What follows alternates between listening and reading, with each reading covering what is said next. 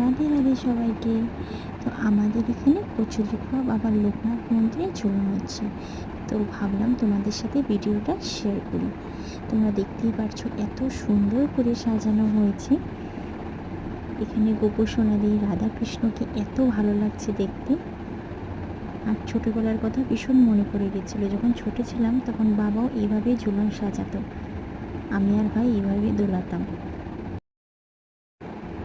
যদি তোমাদের ভিডিওটা ভালো লেগে থাকে লাইক করে দিও, আর কমেন্টে জানিও তোমাদের কেমন লেগেছে।